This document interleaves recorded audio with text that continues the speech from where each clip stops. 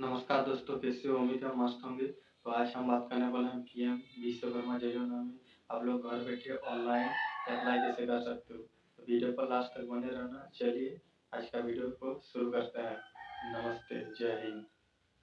तो आप सभी को pmvishwakarma.gov.in जो इसकी ऑफिशियल वेबसाइट है, आपको इसी पे आना है। इस योजना के अंदर क्या क्या गवर्नमेंट की तरफ से बेनिफिट दिए जाते हैं, तो इसके लिए स्कीम बेनिफिट की टैब पे अगर आप क्लिक करोगे तो आप यहाँ पर देखोगे कि इस योजना के अंदर गवर्नमेंट की तरफ से एक सर्टिफिकेट और आईडी कार्ड आपको इशू किया जाता है, जो कि एक स्किल ट्रेनिंग आपको दी जाएगी।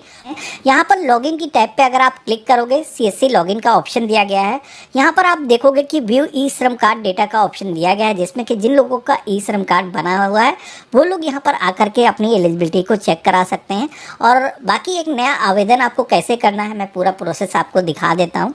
तो सबसे पहले तो आपको लॉगिन की टैब पे क्लिक करना है और यहाँ पर सीएससी लॉगिन टैब पे क्लिक करना है और यहाँ पर आपको ऑप्शन दिया गया है सीएससी रजिस्टर आर्टिस्ट वाला। इस ऑप्शन पे ही आपको क्लिक करना है। जैसे आप क्लिक करते हो तो आप सभी के सामने एक रजिस्ट्रेशन पेज आ जाता है, जहाँ पर सबसे पहले तो आप सभी से ये पूछा जाता है कि जिसका भी आप रजिस्ट्रेशन यहाँ पर करने वाले हो वो कोई गवर्नमेंट एम्प्लॉई तो नहीं है। तो अगर ऐसा कुछ है तो वो इस योजना का बेनिफिट नहीं ले पाएगा। तो मेरे केस में नहीं है, तो नो के ऑप्शन पे हम क्लिक करेंगे। यहाँ पर कुछ योजनाएं दिखाई जाती हैं, जैसे कि पीएम ईजीपी योजना हो गया या फिर पीएम स्वनिधि योजना, मुद्रा योजना। इन योजनाओं में कोई रजिस्टर तो नहीं है, पहले से उसका बेनिफिट तो नहीं ले रहा है। तो अगर ऐसा कुछ है तो बेनिफिट आप नहीं ले पाओगे। तो यहाँ पर भी हमें नो के ऑप्शन पे क्लिक करना है और कंटिन्यू के ऑप्शन पे क्लिक करना है। अब अगला जो पेज आता है वो है आधार वेरिफिकेशन का, जहाँ पर सबसे पहले तो आप सभी को अपना जो मोबाइल नंबर है जो कि आपके आधार कार्ड से लिंक है वो यहाँ पर आपको दर्ज करना है और अपना जो आधार नंबर है यहाँ पर फिल करना है। कंटिन्यू के ऑप्शन पे आपको क्लिक करना है। नेक्स्ट जो पेज आता है जहाँ पर आपको फिर से अपना जो मोबाइल नंबर है वो दर्ज करना होगा और लॉगिन की टैब पे क्लिक करना है। तो इतना करते ही आप सभी के सामने ओटीपी को दर्ज करने का जो पेज है वो आएगा, जहाँ पर आपके फोन पर एक वेरिफिकेशन के लिए वन टाइम पासवर्ड सेंड किया गया है। वो ओटीपी यहाँ पर आपको दर्ज करना है और कंटिन्यू के ऑप्शन पे क्लिक करना है। तो इस तरीके से ओटीपी से वेरिफिकेशन होने के बाद में आप सभी के सामने बायोमेट्रिक से वेरिफिकेशन का जो ऑप्शन है वो आएगा, जहां पर आपको आधार के जरिए बायोमेट्रिक के माध्यम से वेरिफिकेशन करना होगा। तो यहां पर हमें इस आइकन पे टिक करना है और वेरीफाई बायोमेट्रिक के ऑप्शन पे क्लिक करना है। इंश्योर करना है इससे पहले आपके सिस्टम में बायोमेट्रिक जो डिवाइस है वो लगी होनी चाहिए।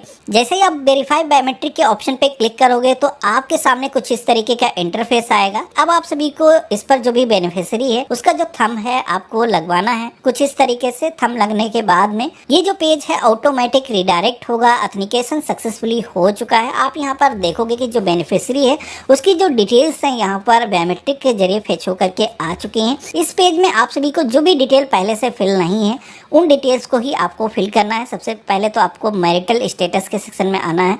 आप शादीशुदा हो या फिर अनमैरिड हो, आपको सिलेक्शन करना है। एससी, एसटी, ओबीसी, जनरल जिस भी कैटेगरी से आप हो चूज करना है। कोई भी दिव्यांग है तो उसको ही सिलेक्शन करना है, बाकी लोगों को ऐसा ही इसको छोड़ देना है। डिस्ट्रिक्ट भी सेम है, उसी डिस्ट्रिक्ट के अंदर ये जो है बिजनेस स्टेब्लिश है तो यस करेंगे। अगर कोई भी माइनॉरिटी है तो उसको यहाँ पर यस नो का ऑप्शन दिया गया है, सिलेक्शन करना है। माइनॉरिटी की जो कैटेगरी है चूज करना है। बाकी लोगों को पेज में नीचे की तरफ आना है। यहाँ पर कॉन्टेक्ट डिटेल का जो सेक्शन है दिखाया गया, जहाँ पर आप देखोगे कि आपका आधार मोबाइल नंबर पहले से दर्ज है। पैन कार्ड अगर आपके पास में मौजूद है तो आप यहाँ पर दे सकते हो। अगला सेक्शन मिलता है फैमिली डिटेल का। अगर कोई भी ऐसा बेनिफिशियरी है जिसका राशन कार्ड बना हुआ है तो ये जो पोर्टल है आपका जो रिकॉर्ड है ऑटोमेटिक यहाँ पर फेच कर लेता है, जिसमें कि आप देखोगे कि राशन कार्ड नंबर यहाँ पर आपके आधार के जरिए फेच होकर के आ चुका है। फैमिली के जो मेंबर हैं वो पहले से ही यहाँ पर आ चुके हैं। किसी भी नए मेंबर को अगर आपको ऐड करना है, कोई यहाँ पर डिटेल नहीं आई है तो आपको ऐड रो का ऑप्शन दिया गया। इस पर क्लिक करके एक नई रो ला सकते हो, जिसमें कि आप अपने परिवार का कोई भी सदस्य अगर नाम छूटा हुआ है तो उसका नेम आप यहाँ पर दर्ज कर सकते हो। इसके बाद में आप नीचे की तरफ देखोगे तो आपका जो एड्रेस है वो आधार के रिकॉर्ड से ऑटोमेटिक आ चुका है। जैसे मैंने यहाँ पर यस किया है तो अगला एक ऑप्शन आया है कि ये जो एड्रेस है क्या ग्राम पंचायत में एग्जिस्ट करता है। तो जैसे कि हम यहाँ पर यस के ऑप्शन पे क्लिक करेंगे और इसके बाद बाद में आप सभी को अपनी जो ग्राम पंचायत है इस लिस्ट में से चूज कर लेना है। अगला सेक्शन मिलता है प्रोफेशन ट्रेड डिटेल का, जहाँ पर जो भी बेनिफिशियरी है उसका जो भी काम है, यहाँ पर पूरी एक लिस्ट दी गई है ऑक्यूपेशन की। आपको यहाँ पर इस लिस्ट में से जो भी बेनिफिशियरी है उसका जो ऑक्यूपेशन है कुछ इस तरीके से सिलेक्शन करना है। अगला सेक्शन मिलता है बिजनेस एड्रेस का, जहाँ पर आप सभी का जो बिजनेस है वो कहाँ पर लोकेटेड है पूछा जाता है। जहाँ पर आपको 3 ऑप्शन देखने को मिलते हैं, जिसमें कि पहला है अगर आपका जो ये बिजनेस है वो आधार कार्ड पर जो आपका एड्रेस है उसी जगह पर स्टेब्लिश है, तो यहाँ पर पहला ऑप्शन आप सेलेक्ट करोगे। इसी के साथ में अगर आपने करंट एड्रेस अपना जोड़ा हुआ है कुछ डिफरेंट, तो यहाँ पर वही एड्रेस पर अगर बिजनेस हो रहा है तो आप यहाँ पर सेकंड ऑप्शन सेलेक्ट करोगे। बाकी कोई अदर एड्रेस है तो यहाँ पर अदर का जो ऑप्शन यहाँ पर दिया गया है क्लिक करोगे। बिजनेस का कंप्लीट एड्रेस कुछ इस तरीके से आपको फिल करना है। बिजनेस का जो डिस्ट्रिक्ट है आपको यहाँ पर टाइप करना है, देन आपको यहाँ पर नेक्स्ट के ऑप्शन पे क्लिक करना है।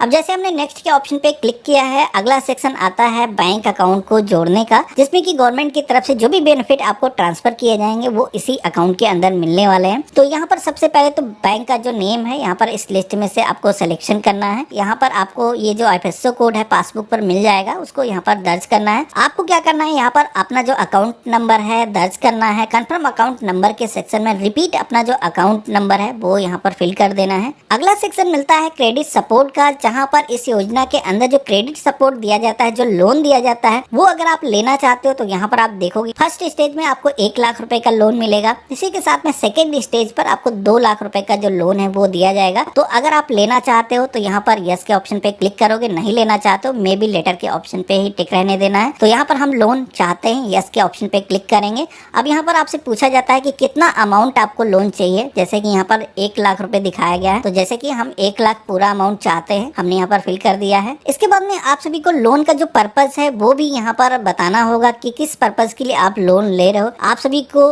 बिजनेस को एक्सपेंड करने के लिए लोन चाहिए, तो यहाँ पर जो भी रीजन है आप यहाँ पर सिलेक्शन करोगे। देन आप सभी का कोई भी एग्जिस्टिंग अगर लोन पहले से कोई चल रहा है तो आपको यहाँ पर बताना है। अगर आपके केस में कोई भी लोन एग्जिस्टिंग नहीं चल रहा है तो इसको आप वैसे ही स्किप कर सकते हो, छोड़ सकते हो इसे। आप सभी को डिजिटल इंसेंटिव डिटेल के सेक्शन में आना है। यहाँ पर जो बेनिफिशियरी है अगर वो डिजिटल तरीके से पेमेंट्स को एक्सेप्ट करता है तो उस पर भी गवर्नमेंट की तरफ से इंसेंटिव दिया जा रहा है, तो उसकी भी डिटेल आप यहाँ पर दर्ज कर सकते हो। यस के ऑप्शन पे क्लिक करोगे तो आप यहाँ पर देखोगे कि बिजनेस का जो UPI ID है वो यहाँ पर आपको दर्ज करने का ऑप्शन मिलता है। जो भी UPI से आपका मोबाइल नंबर लिंक है वो आपको यहाँ पर दर्ज करना है। देन आपको यहाँ पर नेक्स्ट के ऑप्शन पे क्लिक करना है।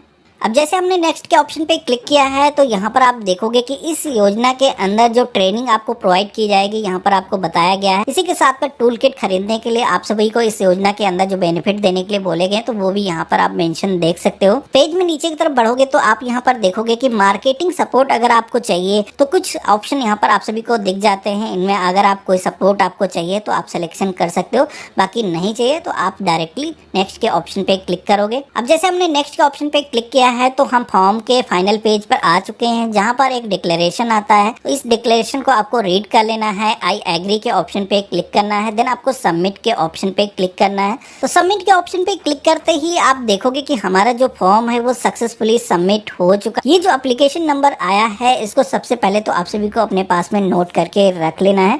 यहाँ पर आप इस योजना के अंदर गवर्नमेंट की तरफ से जो भी आपको बेनिफिट दिए जाएंगे उनके जो बेनिफिट हैं पोर्टल के अंदर आप लॉगिन करके देख सकते हो।